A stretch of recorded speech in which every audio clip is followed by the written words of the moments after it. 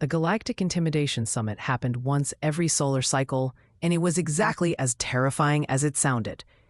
Picture a massive stadium carved into an asteroid, surrounded by force fields strong enough to contain a supernova, filled with representatives from 500 different species, all gathered to watch various warlords and conquerors show off their most horrifying creations. It was part weapons expo, part gladiatorial arena, and entirely nightmare fuel. This particular cycle, the main event featured War Master Thorax, a being who made other scary things look at him and reconsider their life choices. Standing 12 feet tall, with exoskeleton plating that could deflect antimatter rounds, 4 arms that ended in blades, and a voice that sounded like continents grinding together, Thorax had spent the last 3 decades terrorizing the Outer Rim territories. His reputation was built on one simple fact: nobody who challenged him lived long enough to file a complaint. But Thorax's true claim to fame wasn't his personal combat record. It was what he brought to the summit: the Dread Spine. The creature waited in a reinforced containment field at the center of the arena, and even through the shimmering barrier, you could feel the waves of pure malevolence radiating from it. The Dread Spine was the result of 40 years of genetic engineering, combining the most lethal traits from 15 different apex predators. It stood 8 feet tall at the shoulder, covered in overlapping armor plates that shifted colors based on its mood. Currently, a deep crimson that the documentation labeled as actively considering murder. Its 6 legs ended in claws that could shred through starship hull plating. Its tail was lined with serrated spines that dripped with paralytic venom. And its head? 3 jaws that could open independently, each filled with teeth that regenerated hourly. The creature had killed 47 handlers during training. Thorax had stopped counting after that. Behold! Thorax's voice boomed across the arena, his 4 arms spread wide in a gesture of supreme confidence. The Dread Spine, engineered for one purpose: absolute destruction. No force in this galaxy can withstand it. No species can control it.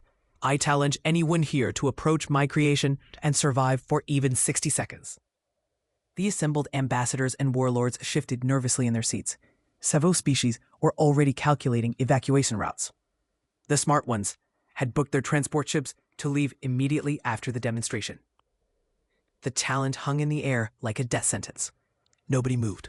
Nobody spoke. The Dread Spine slammed against its containment field, making a sound that the universal translators couldn't even process. They just displayed a series of screaming emojis. Then, from the human delegation section, a hand went up. The unexpected challenger. Sarah 10 was not supposed to be at the Intimidation Summit. She was a junior xenobiologist, fresh out of the Interstellar Wildlife Management Program, assigned to Earth's diplomatic vessel as basically a very educated intern. Her job was to take notes, file reports, and definitely not volunteer to approach genetically engineered murder machines. But Sarah had spent the last 20 minutes watching the Dread Spine, and something about its behavior patterns was bothering her in a very specific, very professional way. "Excuse me," she said, standing up. "I'd like to accept the challenge." The arena went silent. You could have heard a pin drop, assuming the pin wasn't immediately incinerated by the tension. Ambassador Williams, the head of Earth's delegation, turned to stare at her with an expression that clearly said, "I'm going to need you to explain this decision to HR, assuming you survive long enough for there to be paperwork." "What did you say?" Thorax demanded, his blade arms flexing with what might have been confusion, or might have been anticipation of watching a human get shredded. "I said, I'll take your challenge," Sarah repeated, adjusting her glasses, an old-fashioned affectation she'd kept despite having perfect vision thanks to modern medicine. 60 seconds of physical contact with the Dread Spine. No protective equipment, no weapons. Those are the terms, right? Thorax studied her like she was an equation that didn't make sense. Humans had only joined the Galactic Council 2 years ago, and their reputation was mixed. They were friendly, enthusiastic, and had an alarming tendency to try to hug things that could eat them. But they were also considered physically weak, tactically naive, and completely unprepared for serious galactic threats. "You understand," Thorax said slowly, "that the Dread Spine has killed every living thing that has ever touched it, that it was bred specifically to hate all forms of life, that its aggression response is hardwired at the genetic level. Yes, I read the documentation, Sarah said, pulling out her data pad. All 847 pages of it. Very thorough work, by the way. The genetic sequencing is quite impressive. Then you understand you're volunteering for suicide. I'm volunteering to prove a hypothesis, Sarah corrected. If I'm right, the dread spine is going to be fine. If I'm wrong, well, at least I'll have contributed to xenobiological research. Either way, science wins. The arena erupted in confused chatter. Several ambassadors were frantically updating their insurance policies. One species, whose entire culture was based on gambling, had already started taking bets. Sarah's survival odds were currently sitting at 10,000 to 1 against.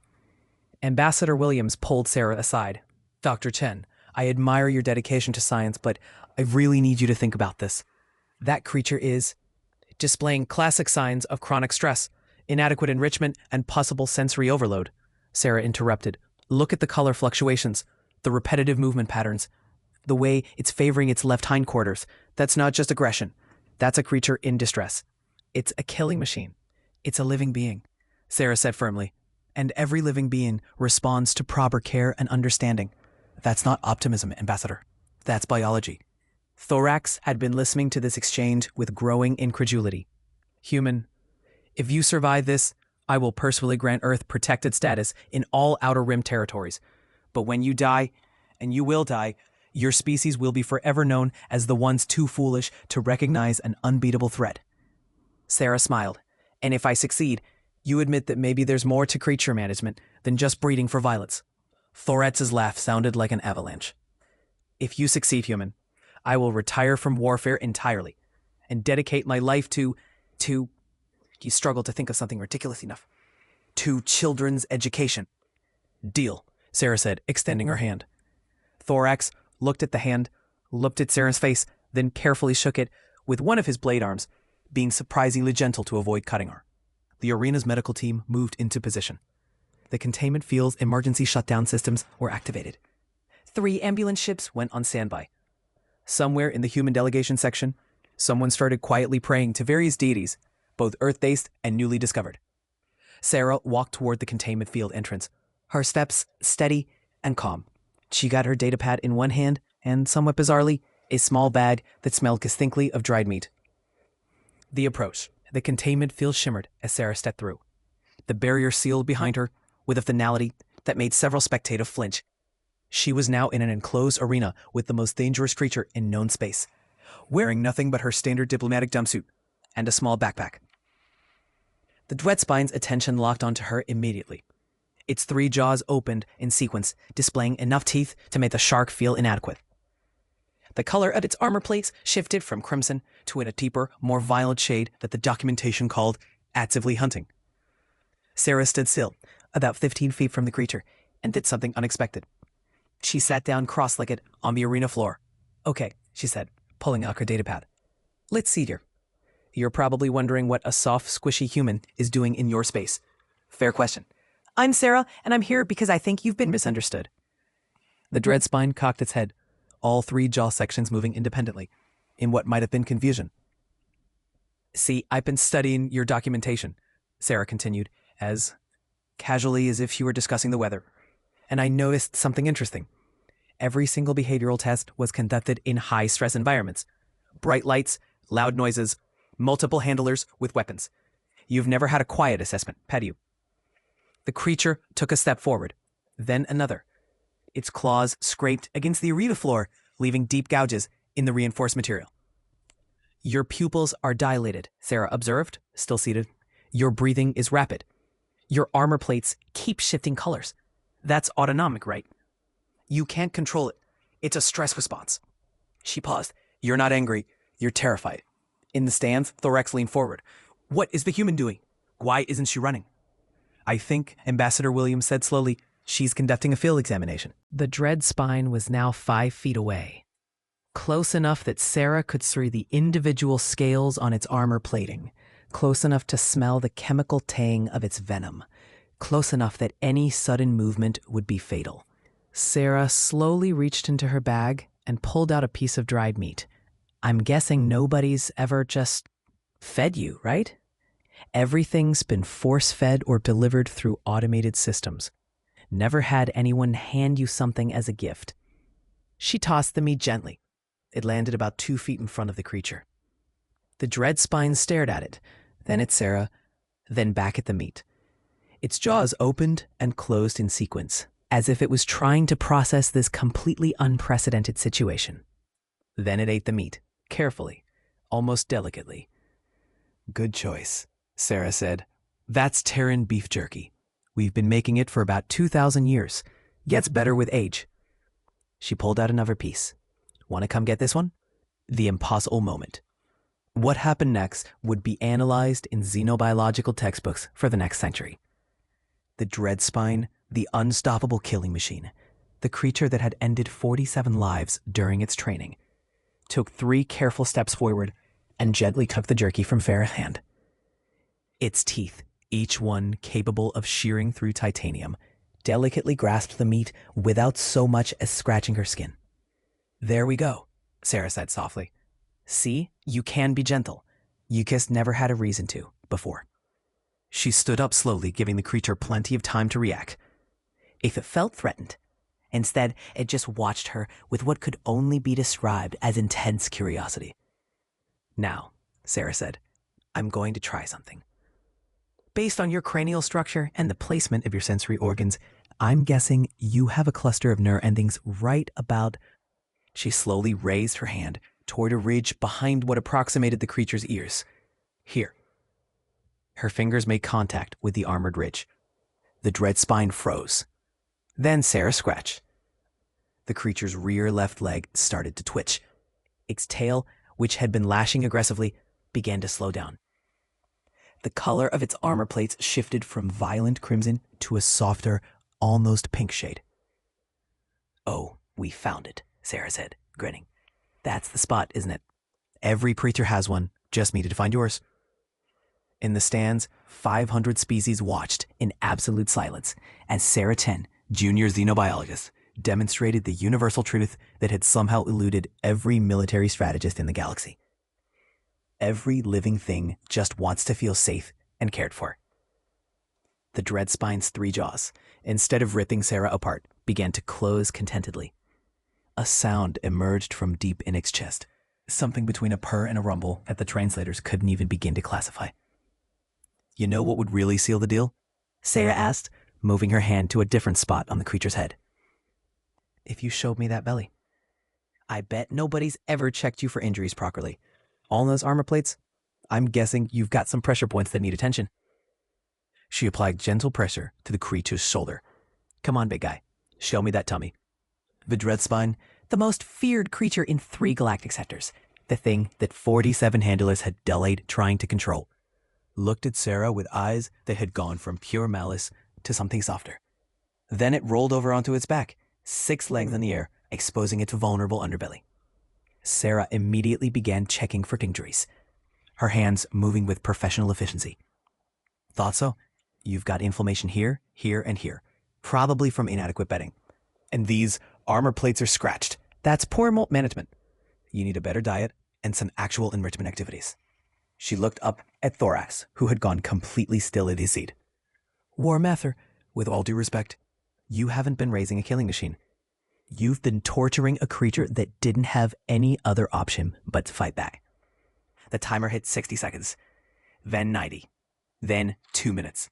Sarah was now giving the dread spine a full veterinary examination while it lay on its back, making contented sounds that nobody had ever heard it produce before. "This is impossible," Thorax whispered. "No," Ambassador Williams said, a smile spreading across his face. "This is humanity." The Galactic Intimidation Summit had turned into something else entirely. A symposium on interspecies emotional wellness, though nobody had planned it that way. After Sarah's demonstration, the arena had erupted into absolute chaos. Half the species present were demanding immediate explanations for how a human had just pet the unpettable.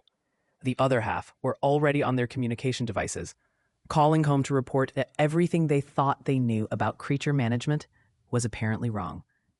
Sarah sat in the arena, still running her hands over the dread spine's armor plates, checking for any other signs of neglect or injury.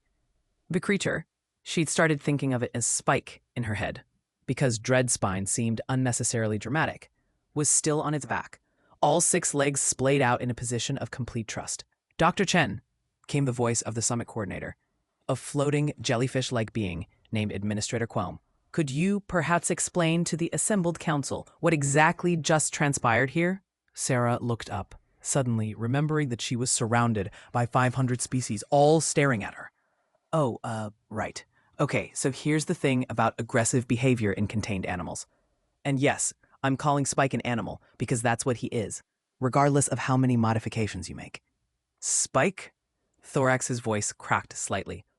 Yeah, it suits him better than Dreadspine, Sarah said matter-of-factly. Anyway, the principle is pretty simple. When you raise any creature in a high-stress environment with no positive stimulation, no safe spaces, and no opportunity for natural behavior, you're going to get aggression.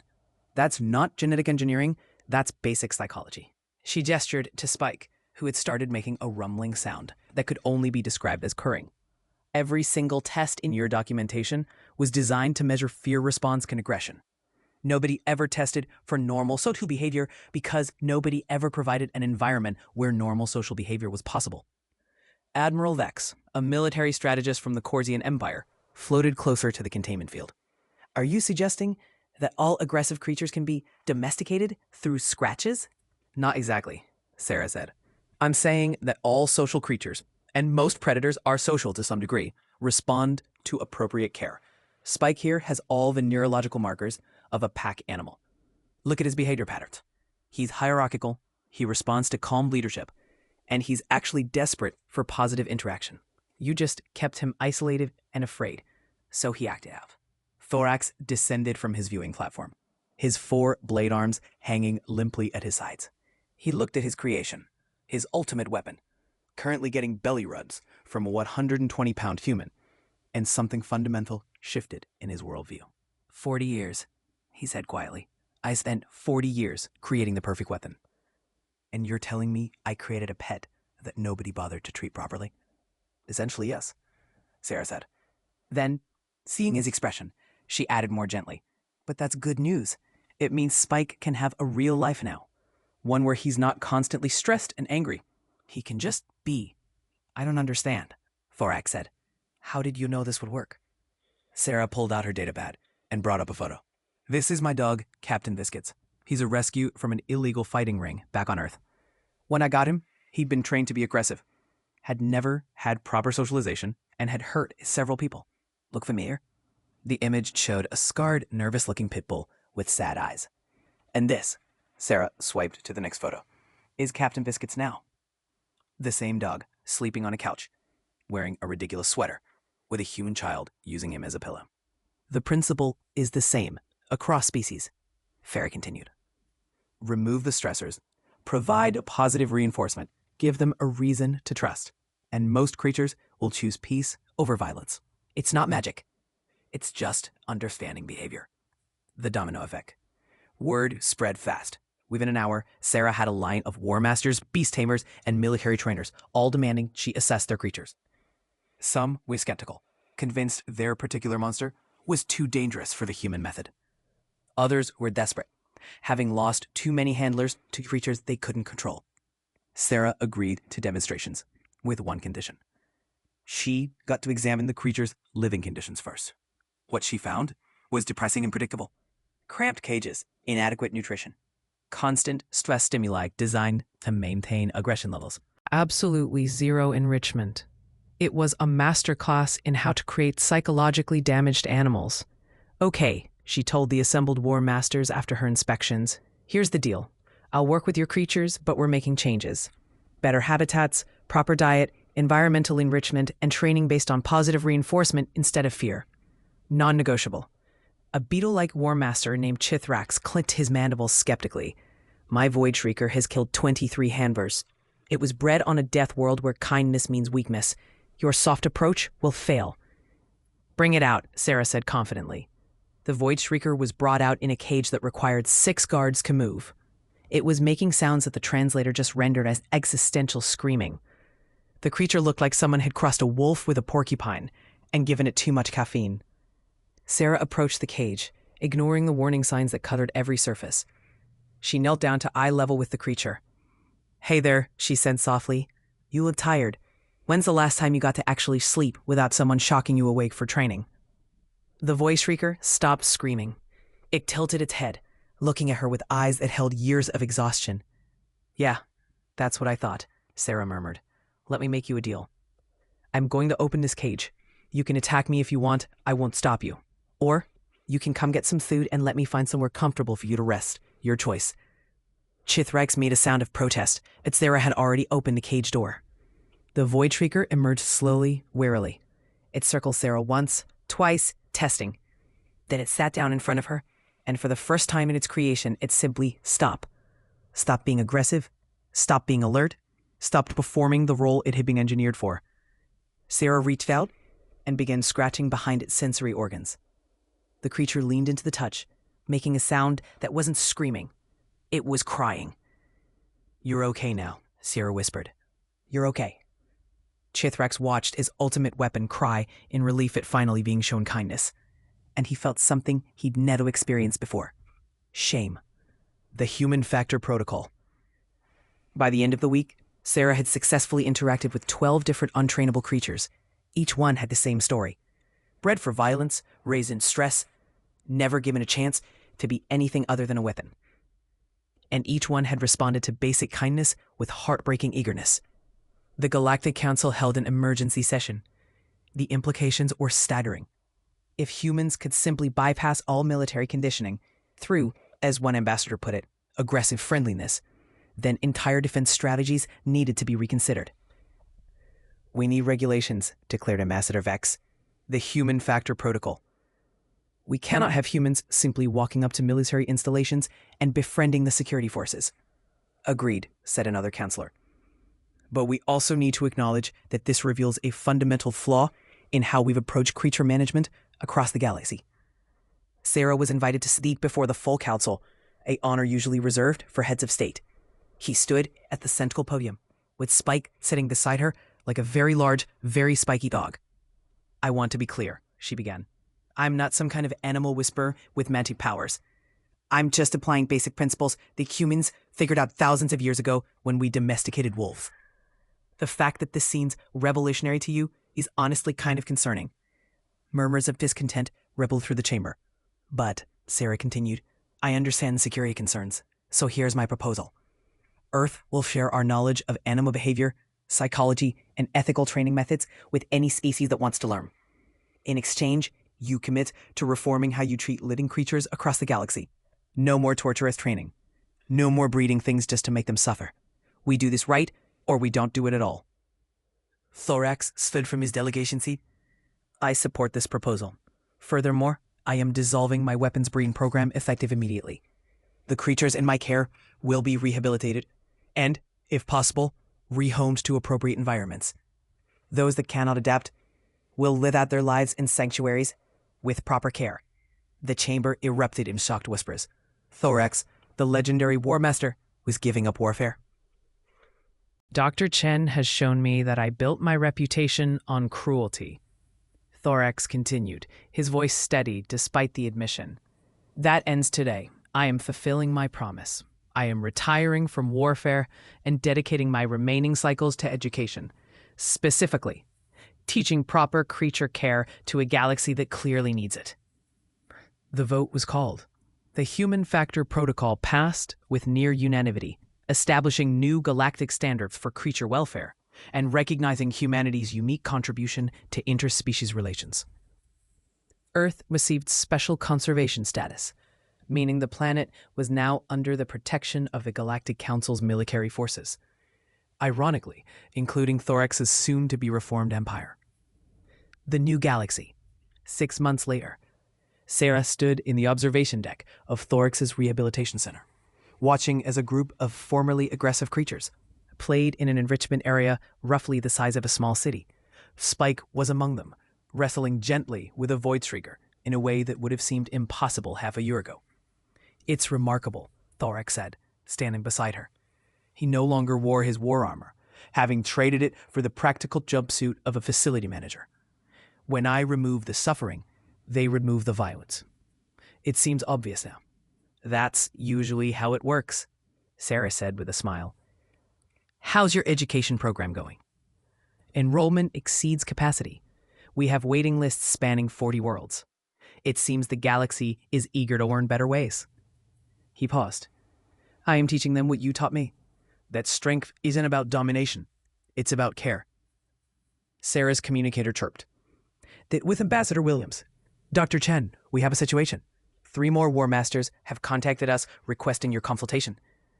Also, a zoo on Proxima Station is reporting behavioral issues with their collection, and a military academy wants you to lecture on, I'm reading this correctly, tactical applications of emotional support. Tell them I get to everyone, Sarah said. But they need to understand, I'm not training creatures to be tools. I'm teaching people to see them as individuals. Understood? Also, Captain Biscuits made the Galactic newsfeed. Apparently, he's become the face of the rehabilitation movement. People love the sweater photos. Sarah laughed. Of course they do. As she ended the call, Spike approached the observation window from inside the enclosure, pressing his face against the reinforced glass.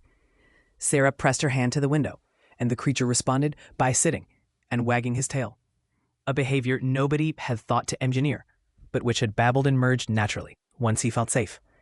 You know, Thorax said thoughtfully, in all my years of warfare, I conquered 37 star systems. But this, he gestured to the peaceful scene before them, this feels like the first thing I built that actually matters. It is, Sarah agreed, because conquest is temporary. But teaching someone they're worthy of love, that changes everything forever. The Rehabilitation Center's motto, displayed in 50 languages at its entrance, had been Sarah's idea. Every creature deserves the chance to be good. Beneath it, in smaller text, with an addendum that Thorax had insisted on adding, including the ones who bred them. The galaxy was changing, one belly rub at a time. Military academies were adding animal behavior courses to their curriculum. War Masters were retraining as conservationists. And across 500 worlds, creatures that had been designed for destruction were discovering what it meant to simply be cared for. Sarah Chen's name would be remembered in history books not as a warrior or a conqueror, but as something more important. The human who looked at the galaxy's most dangerous creatures and saw friends waiting to be understood. And somewhere in a military strategy database, under threats to galactic security, a new entry appeared. Humanity. Special classification. Non-hostile domestication vector. Warning. Will attempt to befriend any creature, regardless of danger level. Countermeasures, none effective. Recommend cooperation over resistance. Additional notes, if they offer belly runs, your military asset is already compromised. Accept it and move on. The Beastmaster had brought his most vicious creature, expecting to prove his superiority. Instead, he learned the most important lesson of all, that in a universe full of violence, the bravest thing you can do is choose kindness. And sometimes, just sometimes, the most powerful weapon is a gentle hand and a willingness to see the good in even the most broken souls.